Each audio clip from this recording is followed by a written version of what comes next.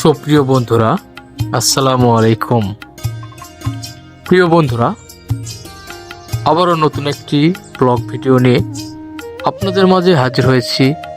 আমি এমডি নাজমুল।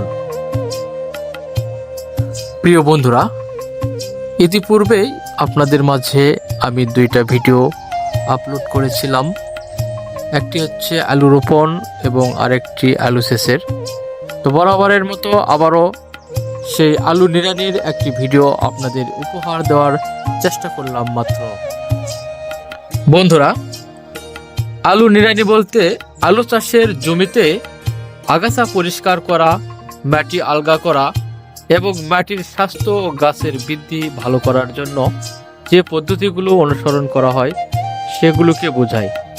এতে হাত নিড়ানি দেওয়া, ছোট টিলার বা যন্ত্রের সাহায্যে নিড়ানি ও বেড তৈরি করা এবং গাছের গোড়ায় মাটি তুলে দেওয়া এসব কাজ অন্তর্ভুক্ত, যা ফলন বাড়াতে এবং রোগবালাই কমাতে সাহায্য করে। প্রিয় বন্ধুরা, ঠিক তেমনি আমাদের এলাকায় শ্রমিকের দ্বারা কোদাল যন্ত্রের মাধ্যমে এই নিড়ানি দেওয়া হয়। গাছের গোড়ায় মাটি তুলে দিলে আলু বড় হয় ও মোটা হয়, যা ফলন বাড়াতে সহায়তা করে। যার একটি দৃশ্য